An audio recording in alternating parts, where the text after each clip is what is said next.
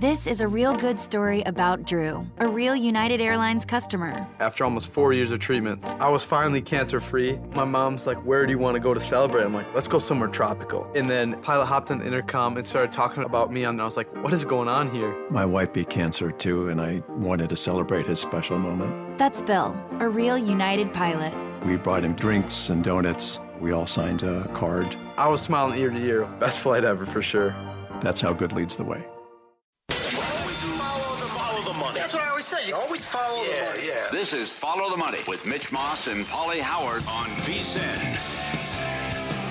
Here we go. It is Follow the Money on VSiN, the Sports Betting Network. We're live in downtown Vegas from the Circa Resort and Casino. Thanks for watching today on YouTube TV, listening on Sirius XM channel 158, iHeartRadio, TuneIn Radio, or any of our stellar affiliates across the country. 3-hour banger lined up today, including a live visit from our old friend, Nigel Seeley. A lot to get into with his best bets in soccer this weekend. Also, his reaction to the World Cup draw / bracket. Are there bets to be made as of right now? Sal Palantonio on the program in an hour. Mike Palm, 90 minutes. You cannot be serious. Matt Humans a little bit later on today as well, Pauly. A lot to get into over the course of this program, including the Miami Dolphins making it official, and Tua is not going to be their starting quarterback. And that is one hell of a contract. They signed him to $55 million a year this week, short term. As a result, Bengals now bet up to a 4 or 4.5 point favorite, and that is after they were shut out last week.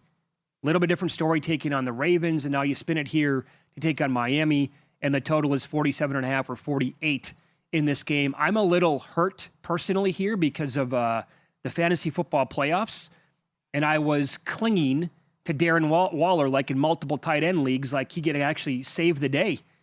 And now what do you do with no Tua? Because they're taking on the worst tight end defense like we've ever seen, basically. There's a lot going on here. So he'll be the emergency quarterback. Zach Wilson's the backup. How about his career? He couldn't even beat out Quinn Ewers. McDaniel said he gives us the best chance to win. Won't play another down with the Miami Dolphins. And remember, we go back to that Thursday night game a couple years ago when he took that vicious hit and was fencing. And the question was, would he ever play again? Right. So there's a lot of talk about, because it didn't look good that you're laughing hysterically on the sideline after you're down 21 points. And he was having a good time on the sideline. That doesn't look good.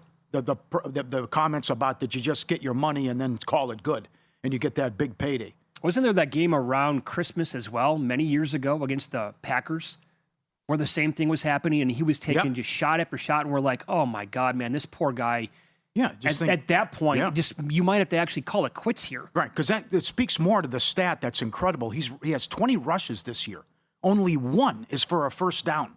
You saw the 3rd and 1 play on Monday night. He couldn't even get the first down. I know. And he had all that room.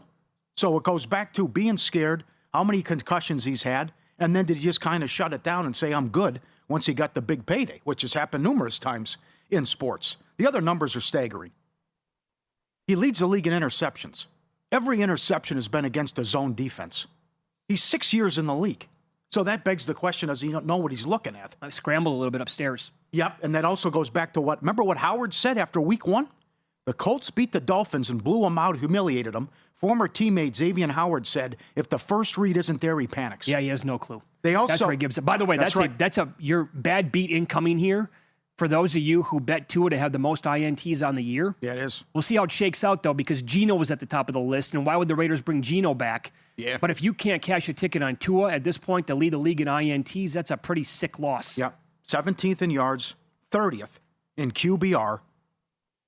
And he just led the league in passing yards. And the last 16 times they've faced 3rd and 10, they're 0 for 16. So it's staggering what's happened with the interception was terrible. The stats are bad.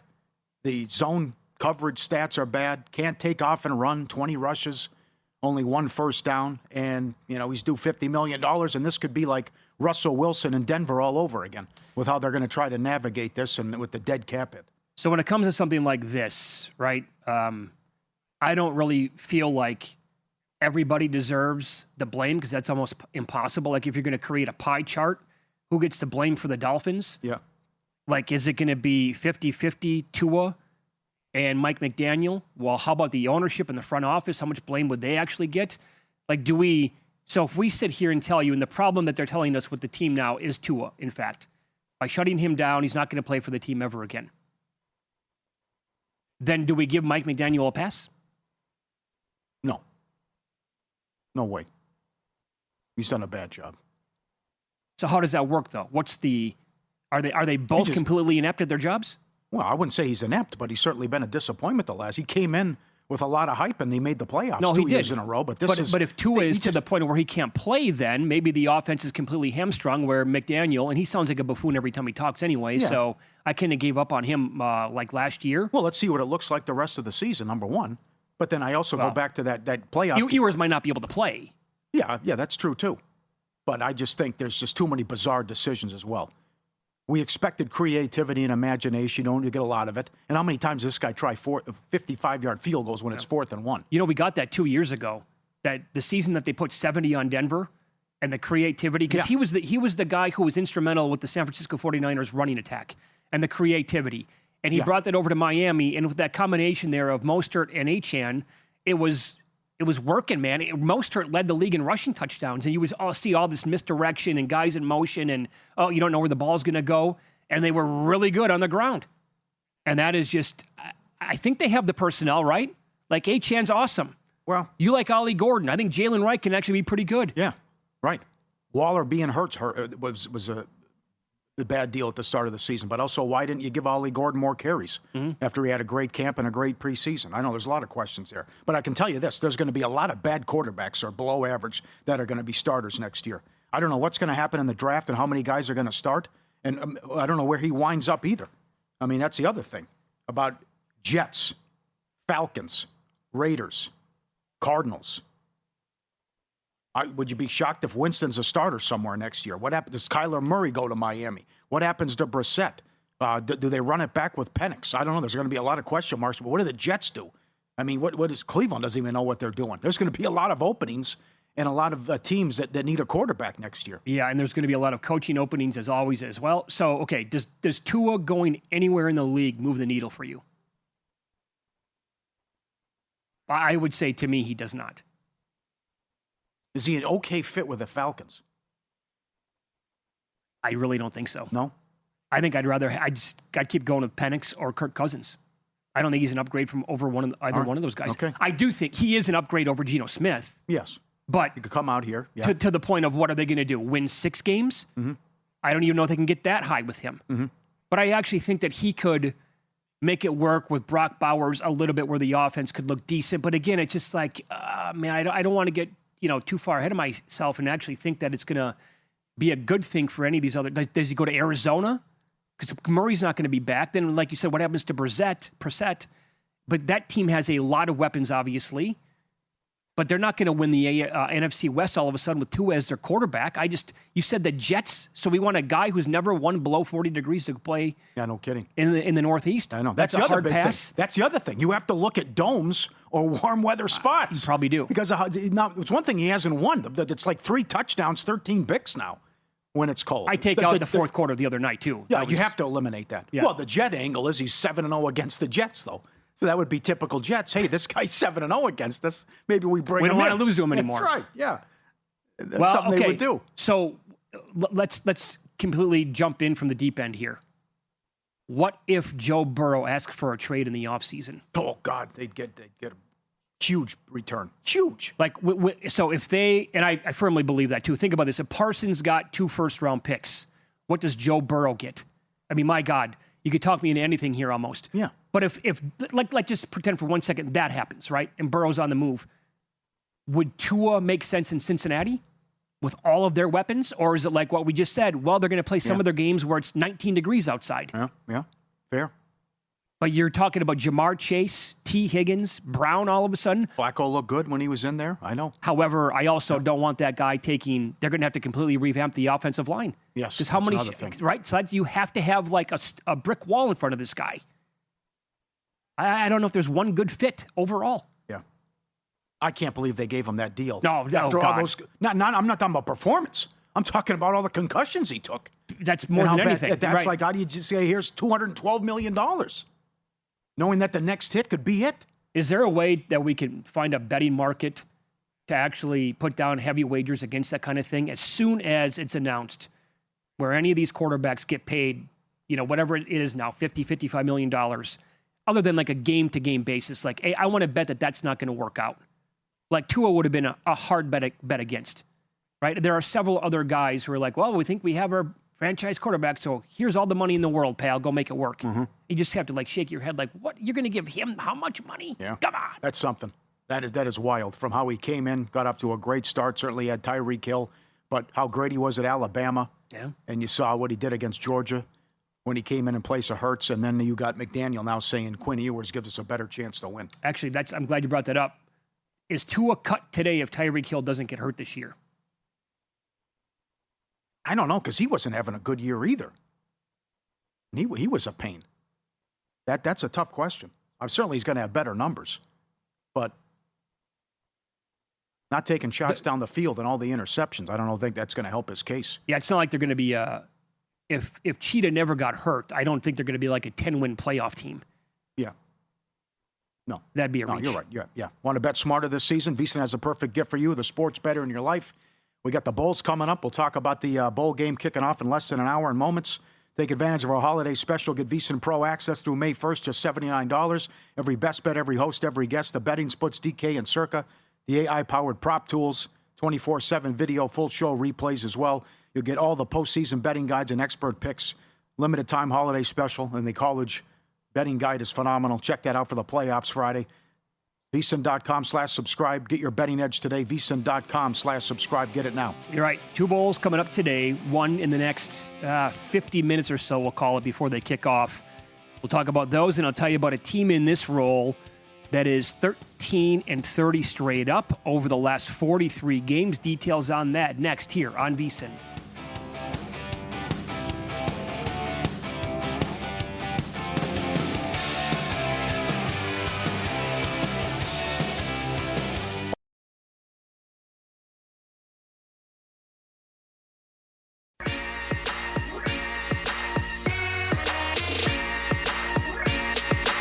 Win Some, Lose Some is sponsored by the Sharp Plays.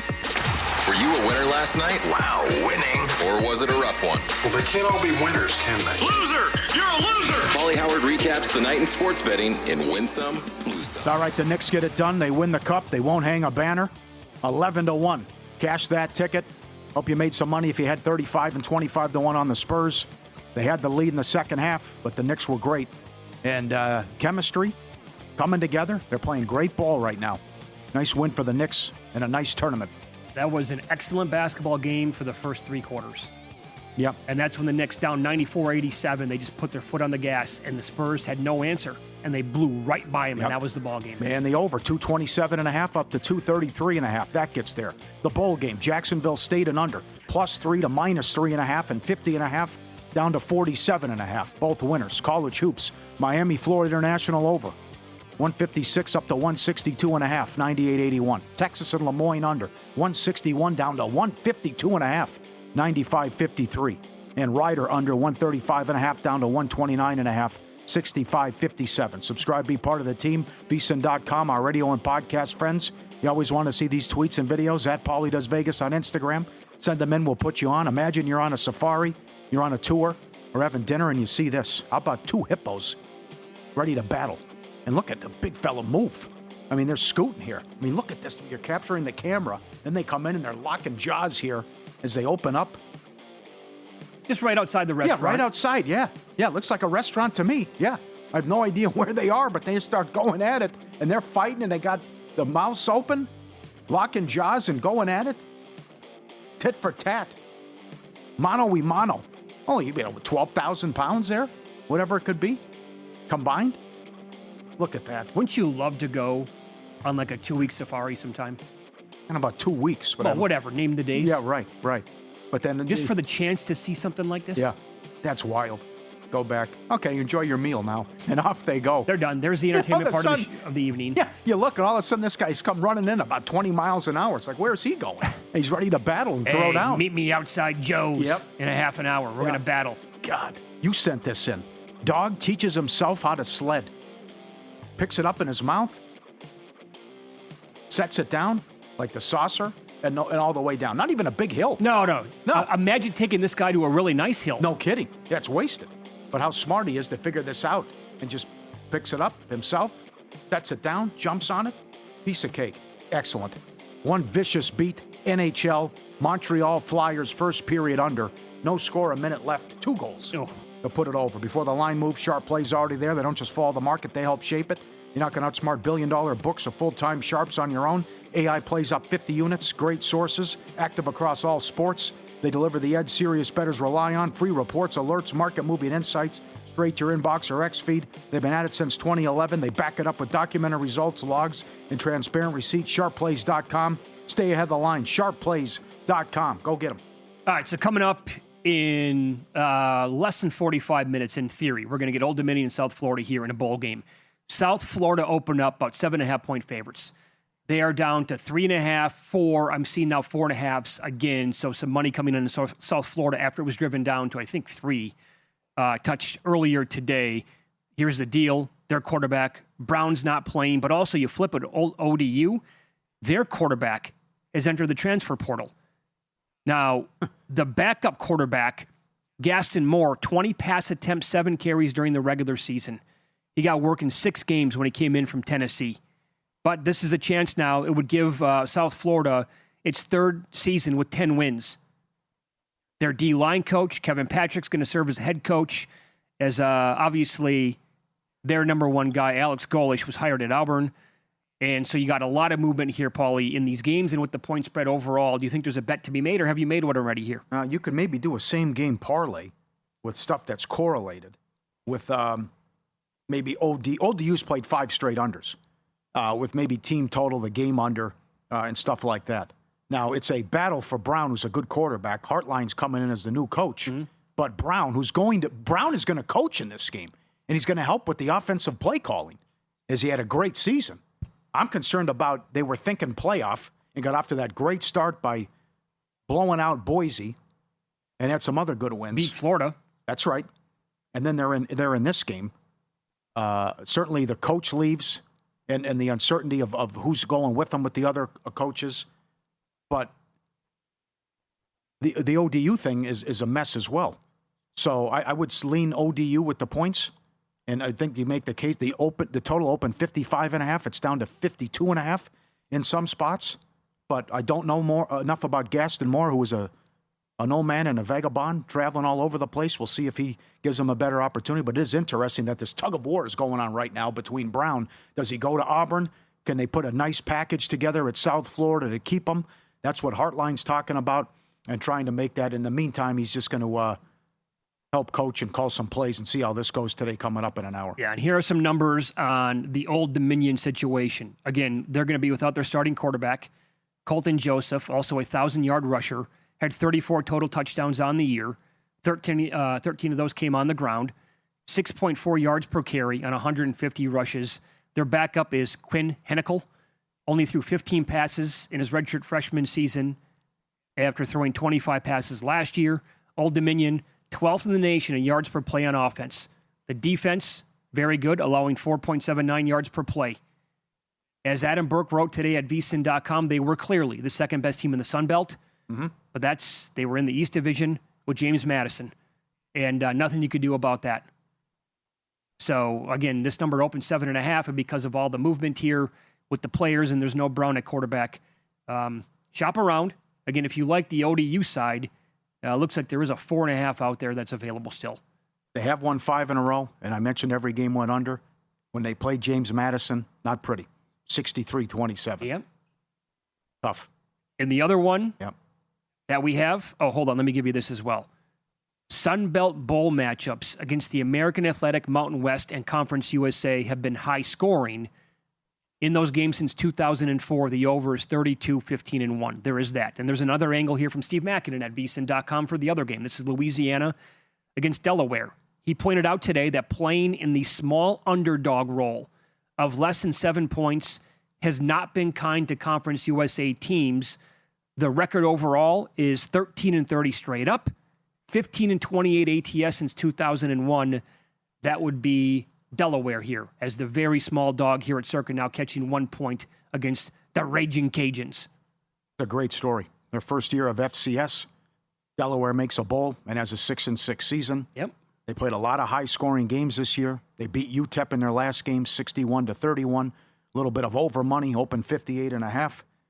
Contrasting, I would think Delaware is looking to throw here, and then Louisiana is all about ground and pound and get the rushing attack going. Is a pretty good rush offense here. So I agree with the move with the over, but it's tough from a side. You're seeing some Delaware money now too, as this was as high as 3 with the Raging Cajuns. Yeah, in terms of like overall pride and how good this would be as a feeling to win this game if you're Delaware. They were, always in the FCS playoffs. Not always, but recently anyway. They made the semifinals in 2020. They got back in 2022 and 2023. And as you said, first year of eligibility to get to a bowl game and to win a bowl game. Like this, it almost has the feel kind of like a military school, a service academy school playing today, where the players are going to be invested, and it actually means a ton of them to get, and play on a December 17th bowl game. Yep. Pretty big deal for them, I would think.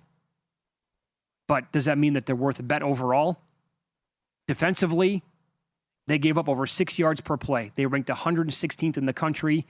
Not great, obviously. Louisiana allowed 6 yards per play. That's 109th. And so I think that plays into the reason for the move, about a 2.5 point total now from 58.5 to 61. In some ways, you can attack this in play. I mean, you have new quarterbacks out there, backup quarterbacks playing, and coaches that are leaving. You can see what it looks like early on. Like, you could tell yesterday right away, like, there's not going to be a lot of points scored in this game. Right. Troy's only touchdown was defensive, and you could see how it was going to play out as well. Ohio let their coach go today. Alleged misconduct. UNLV opened 3.5. UNLV's up to 6.5 in that game coming up the 23rd. That's They took money today. rather large number. I get it with the Ohio situation. It's a pretty big number. By the way, that totals up to 65 now. But for UNLV in this defense to be laying 6.5, oh, man. Yeah. I don't think they're going to get a ton of stops against Ohio. Well, they've been better, though. It was really bad in the middle of the season.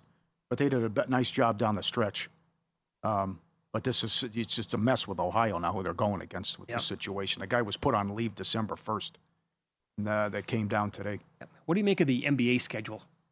That's ridiculous. So light leading into the Cup. Yeah. And then tonight you only get 2 games again. What a life. All this time off. Yeah. And they put that in. How about what Silver said?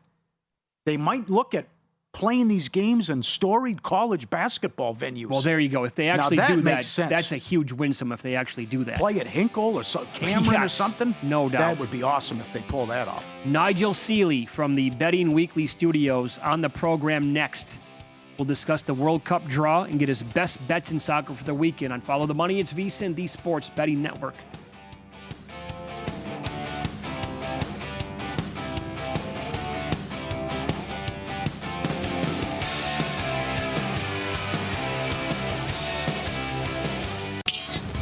This is Follow the Money on VSiN. Good to have you on board as we're live in downtown Vegas from the Circa Resort Casino. This is going to be a lot of fun. Catching up with a longtime friend of the show. We're going to go heavy soccer here. We'll get best bets for this weekend and also reaction to the World Cup draw and bracket with Nigel Seeley as he joins us from the Betting Weekly Studios here on the Progressive Guest Line. What's up, mate? Good to hear from you again. How are things? How are you guys? How are you? Long time no speak. How you doing? You all good? It has been a long time. Yeah. So I'll remind people for the afternoon audience here, Pauly and I, we did mornings for about 7 years. You came on with us live like every week during the soccer season.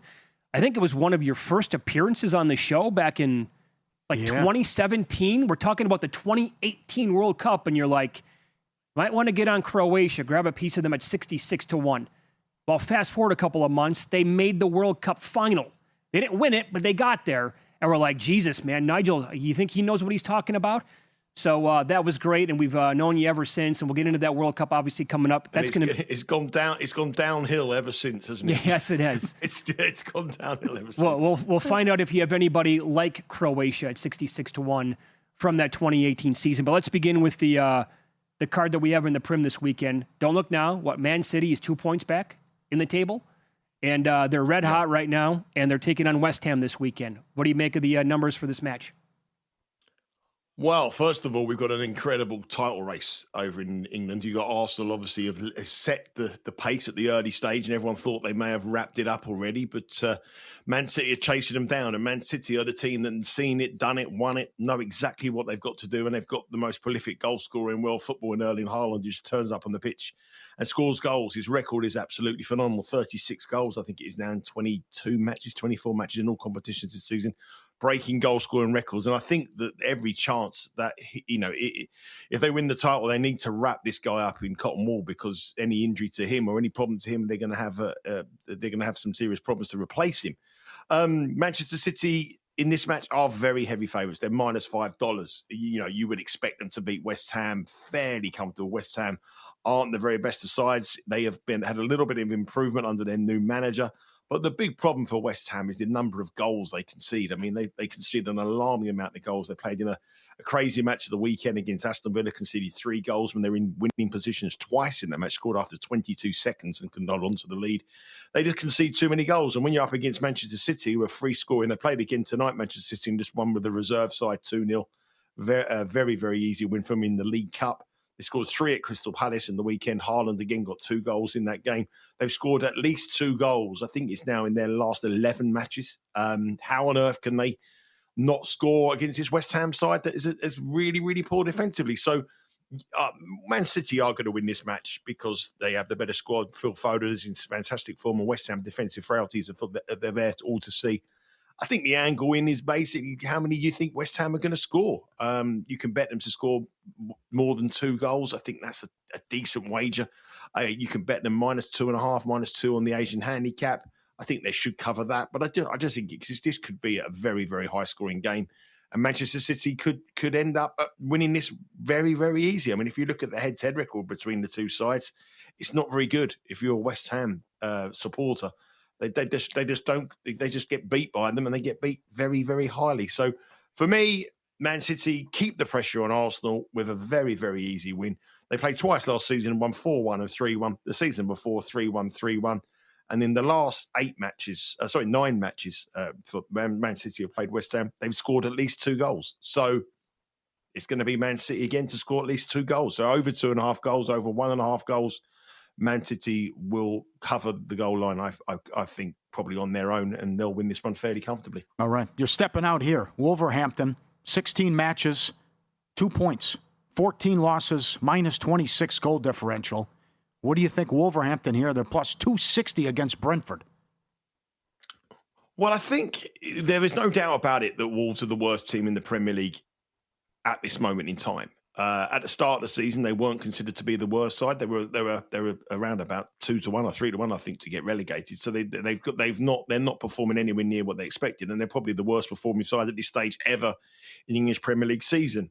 But I think the price on them has got a little bit too big for this match because Brentford are pretty bad. I mean, I've seen Brentford live this season a couple of times, and they are very average. At home, they're excellent. They come out the traps fast and they score lots of goals. Away from home, they've only won 1 match this season, ironically, which was at West Ham. They got beat by Man City tonight, 2-0, created nothing, literally nothing in the match. Their XG was 0.1, so they had hardly any shots, nothing.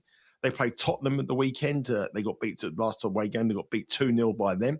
They went to Arsenal, got beat 2-0. I was at that match. They were dreadful. I saw them play Crystal Palace. Crystal Palace beat them fairly comfortably 2-0.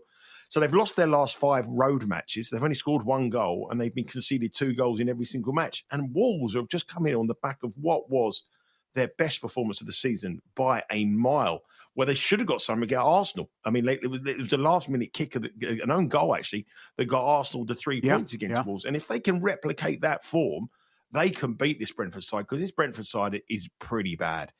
They played in midweek as well. They just played now, so they've had the extra game, and they've had to travel up to Manchester, not too far, but they've had to travel. And I think Wolves will take a lot out of that Arsenal match. I know they lost it narrowly, but a new manager, and he will be very proud of that performance from a team that was at the bottom of the table against a team at the top of the table. I just got a feeling that Wolves at 3-1 is far too big a price for this match. I think it's the wrong price. I personally would like to bet them +0.5, which means I get the draw on my side as well, because I wouldn't be surprised to see this draw, Joel. But Brentford are very poor, a very poor side who do nothing on the road. And I'm looking at Brentford at 25-1, to get relegated, because I think Wolves are gone. I mean, they've only got 2 points. They're going to go. I think Burnley are gone. But there's about 4 or 5 sides, West Ham, Leeds, Brentford. There's not much between them, like a couple of points. One win and they can go into, or one defeat, they can go into the relegation zone. And if they lose this match, they'll be 10-1. And I think they're worth a little bit of a nibble on the relegation market, Brentford. A lot of people fancied them to get relegated at the start of the season.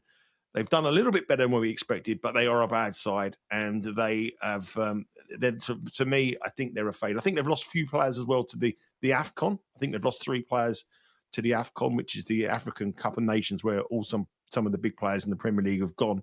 And I think that will be a problem for them. So, yeah, I give Wolves a chance here. If they can replicate that form that they showed against Arsenal, they can win this. Our friend Nigel Seeley, Betting Weekly Studios. He's on the Progressive guest line. One more here, 3 minutes before we have to break. Brighton $1.50 against Sunderland. Sunderland top 10 in the table, and off that huge rivalry win against Newcastle 1-0. How about the case for Brighton here, lad? I think there's a big case to be made for Brighton in this one because of the AFCON championships that I said. No team in the Premier League will lose more players than Sunderland to the AFCON, to the African Cup of Nations. They lose 6 players. And out of those 6, 5 of them are starters. And they're good players. They lose their best defender, they lose their striker, and they lose their best midfield player. So they're a very, very small squad. They've done exceptionally well. And now to lose 6 players for possibly 4 to 5 matches, I think you might see a little bit of a blip from Sunderland. They're great at home, not so good on the road. And Brighton need to get a win here. I think Brighton could win this fairly comfortably. I quite like Brighton on the Asian handicap -1, minus 0.75, whichever one you want to go with it. I wouldn't be surprised to see Brighton perhaps win this by a decent number, because Sunderland, not only have they lost those 6 players, which are key players, they've also just come on the back of a massive win against Newcastle in a huge derby match, and that would have taken a lot out of that team. They're a small squad. They're great at home, not so good on the road, and without key players, I think they're a side to fade over the Christmas period, because I think regardless of how well they've done, to lose those players is going to be a big blow for Sunderland. And I think it couldn't happen at a worse time for them. So I've got a feeling Brighton might cover that. The only trouble with Brighton, their best 2 defenders are out suspended. Their captain, Lewis Dunk, and their other captain, the other player, Sanchez, I think he's suspended as well. So they lose 2 of their back 4 defenders. But I think they've got enough to be a depleted Sunderland team. Very good. Nigel Seeley, our guest, Progressive guest line. Follow him on X at Seeley_Nigel. He's going to hang out for about 15 more minutes. We'll get his thoughts on maybe a future bet or 2 to make right now in the World Cup. You're going to come over to the States, I'm guessing, for pretty much the entire event? I'm going to come out, yeah. I'll tell you my travel plans after the break, but I'm going to come out and then I'm going to head back for Wimbledon tennis and then head back out for the latter stages. I'm being a bit optimistic. I'm planning that England will still be in the competition when we get to the quarterfinals. I could be completely wrong. So I might just have a few days in Miami instead of watching any football. Yeah. What'd you make of the prices, by the way, when they first dropped? Oh, no. Well, Mitch, this is the most talking point. I mean, I think I could do 2 segments on the prices of the World Cup. I mean, if you want to go to watch every single England game and on your flights and your hotel, you want to go from the tournament to the beginning to the tournament end, and you and your son want to go, my son wants to go to 21, I'm going to need 40 to 50,000. That's what I'm going to need to go to watch the World Cup. Oh, my God. What is that like compared to like previous World Cups? Because you've been to a bunch of them. I mean, the World Cup final, the cheapest ticket for the World Cup final is $4,000. I went to the Euro final last year where in Germany, where England played Spain. It was $70. Oh! You're kidding. No. Oh, wow. All right, more with Nigel Seeley up next. We'll see about a future bet to make. We'll break down the World Cup. And I'll ask him, what does he think of the ceiling for USA next year, coming up here on VSiN?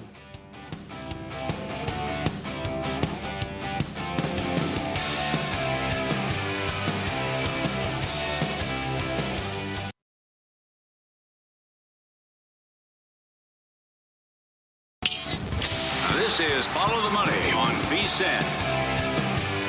We continue talking soccer here, football. Nigel Seeley from the Betting Weekly Studios. He's on the Progressive guest line. I promise we're going to ask him about maybe a couple of bets to make here on this bad boy coming to the States next summer.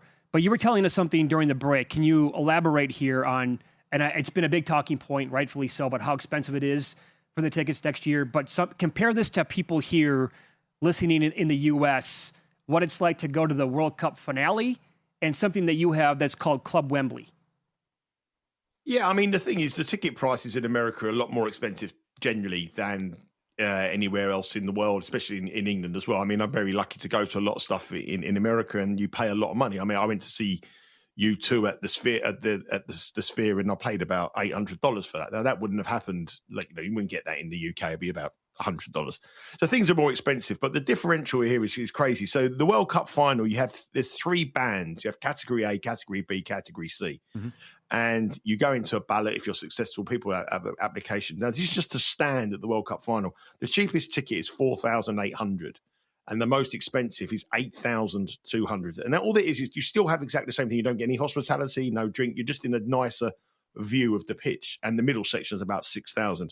Now, at Wembley Stadium, I have a package called Club Wembley, which entitles you to have the door opens 3 hours before the match, and you get all free drinks, you get all free hospitality, you get all your free food. An hour after as well, you have entertainment, and that applies for every single England home match. So you get about 8 England home matches a year. You get the FA Cup final, which is our equivalent of the Super Bowl, our big event, of the year, our big sporting event over here. We have the FA Cup semi-finals, which are at Wembley, and you have the Carabao Cup final. And you also have the option to buy any concert a day before they go on general release. And that ticket for me, for all those events, cost me the same as what it would be for the cheapest World Cup final ticket, without any hospitality, without any flights, without any... It's the same price. And, and I said to you that a season ticket at Arsenal is probably about $1,000. So you can go to the World Cup final, or you could watch 5 years of Arsenal home matches where you're getting every single Champions League, every single Premier League game, or just go to one game at the World Cup final. And I think it's priced. Certainly, I'm involved in a lot of supporters groups over here, and it's priced a lot of people out in the market. They have come up with these $60 tickets, but they've only given 150 of them to people, and they're only people who have got the highest amount of games, people who never miss an England game. And, the biggest problem is that what's happened with the ticket price is so expensive is because in these, the ticket allocation is so small. So England's first game in Dallas at the AT&T is a 90,000-seater stadium, but England supporters and Croatia supporters, as well, any other, have only been given 4,000 tickets, which means there's 82,000 tickets in corporate and business and general sale on the FIFA website. So the problem is that the price is so high, for many reasons, but the real reason is that the ticket allocation is so small, so the demand, and people will pay it. If there was 30,000 tickets, they wouldn't sell 30,000 tickets for the World Cup final, but it is what it is. Mm-hmm. All right, so again, you came on like 2017, said, guys, get a Croatia ticket right now, 66-1. They made the World Cup finale in 2018. Is there any country like that right now at this point? I know we're several months out again, but you're like, at that number, maybe I should put that in my pocket right now. Well, I think it's very difficult to look past some of the big nations at this moment in time because they are. I think Spain are the best team in the world, the best nation in the world, and the worthy favourites. And I think 5-1 Spain is actually a little bit of value. I think the conditions are going to really be important here at the World Cup. I mean, the last World Cup in America in '94. The weather conditions played havoc with a lot of teams. Famously, the Irish played in New York and it was too hot for them. And I think the weather conditions are going to be really, really, really key.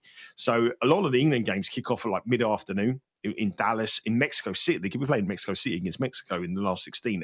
The weather conditions are going to be really, really testing. So that's one big factor. So I think the South American clubs will have a little bit of an advantage, especially if they're playing on the west coast of America with obviously the Hispanic people, inhabitants over there. And I think that's going to help them a little bit there. So looking down the list, I mean, Norway have probably been the most bet team from that sort of 66-1 range, and they're into now 25-1. Mm-hmm. But that's all because of one man, Haaland. Yep. They've got obviously Odegaard, but if Haaland gets injured and misses the World Cup, then Norway 100-1. He's the most important player in any team, in any nation. Haaland is the man. But I think at 25-1, there's absolutely no value there. Going on my trends for South American sides who could do well, I think Colombia could do pretty well at 50-1. That's kind of, I look at them. Ecuador, a lot of people have spoken up about Ecuador, but they've been given a very, very tough draw. I mean, they're in with the Ivory Coast in Germany, so that's a tough draw for them. So Uruguay, again, they're another side that could do well. They're going to probably come second to Spain. They've got a decent run. They're in that kind of price bracket. But I think if I was looking for one side now at a big price, Colombia could be the team that I think could go deep. I don't think they can win it, but they could definitely give you a run for your money at 50s. I mean, they're in the group with Portugal and Uzbekistan at the moment, and we're waiting to find out who the other nation that goes into their draw. So they should qualify from that group. And at a decent price in conditions which will suit, and obviously going to be very, very heavily supported in the competition, they would be a side that I look for. But Ecuador is around, over here you can get 150 to 1 Ecuador, and some other sportsbooks are 40 to 1 Ecuador. Wow, okay. And they're the ones, if you speak to a lot of people, a lot of people who follow South American football, they think Ecuador can pull off a shot. But the draw they've been handed, it concerns me. And they're in the draw with, like I say, they're in with Ivory Coast and Germany. So you want to be finishing top two, and I think Colombia are much more certain to finish in the top two than Ecuador. Okay, fair enough. Nigel Seeley, our guest from the Betting Weekly Studios. What do you think the ceiling is for our club over here, Team USA? I think they've got a really good chance. I don't think they're going to win it, but I definitely think they could be looking at the quarterfinals. I'm quite optimistic about the American side. Obviously, they've got a very favourable draw. I mean, Paraguay and Australia. I don't think you can ask for a better draw than that. Really, we're still waiting to find out who they get in that thing, and we don't know who that final team is from the European qualification. That will be their toughest test.